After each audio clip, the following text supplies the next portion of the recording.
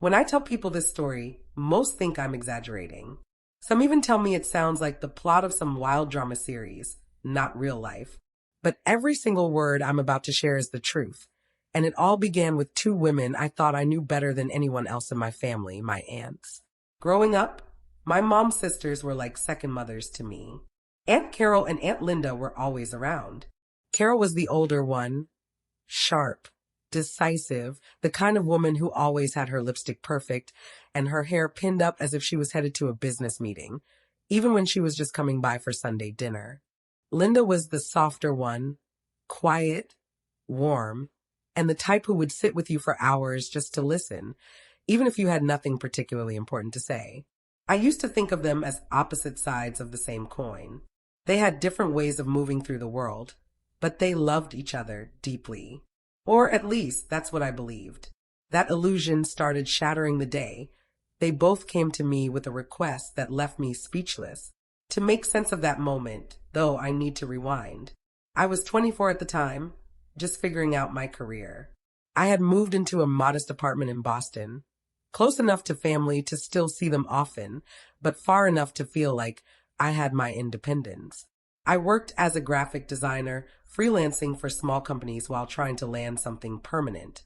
My mom, knowing how close I was with her sisters, always encouraged me to keep them company. Family sticks together, she'd say, and I believed her. That's why, when both Carol and Linda reached out to me, separately, within the same week, I didn't think much of it at first. It started with Aunt Carol. She invited me over to her house one Friday evening. Her husband, Uncle Paul, was out of town for business, she said, and she wanted some company. I drove over, not expecting anything unusual. When I arrived, she greeted me with her usual polish, wine poured, dinner already simmering, candles lit on the table. It felt a little more formal than her typical Friday, but I didn't question it. We sat down, ate, and talked about life. She asked me about my work, about whether I was seeing anyone, and when I brushed off the question, she smirked and said, "You're too much like your uncle, always keeping secrets." I laughed it off, but I remember the way her eyes lingered on me as if she was trying to decide whether or not to say something. It wasn't until dessert, when we were sipping coffee, that she leaned across the table and lowered her voice. "I need to ask you something, and you can't tell your mom." Her tone froze me in place. Carol wasn't the type to hide things, not usually. "Okay," I said carefully. She looked down at her cup, swirled the coffee, and then said, "If you ever hear rumors about Paul, don't believe them. He's not perfect, but marriage is complicated. And sometimes people twist stories." I didn't know what to say. Nobody had mentioned any rumors to me. Why would I hear rumors? I asked. She sighed. "Because people love to talk, especially when a man travels a lot. Just promise me if anything ever comes up, you'll come to me first. Not your mom, not Linda. Me." The request was strange, but I agreed. After all, it didn't feel like a huge deal. But the way she emphasized Linda's name stuck in my mind. Why not Linda? Why had she singled her out? 2 days later, I got a text from Aunt Linda asking if I could help her with some personal stuff. She sounded vague, almost nervous. I figured she wanted help setting up her computer or fixing something around the house. So, on Sunday afternoon, I drove over. Unlike Carol's place, which always felt like a showroom, Linda's home was warm and cluttered with family photos and knickknacks from vacations. She welcomed me in with cookies, as always, but she didn't waste much time before getting to the point.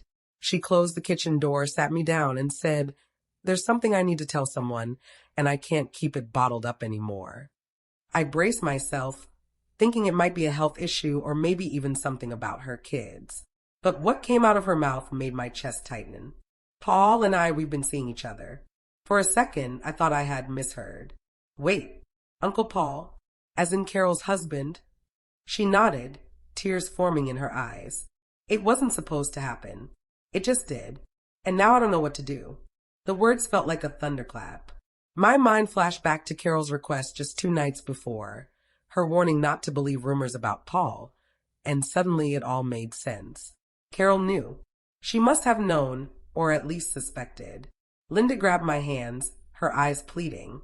"You can't tell anyone. especially your mom. And definitely not Carol. Please promise me. I just, I needed someone to know or I'll lose my mind.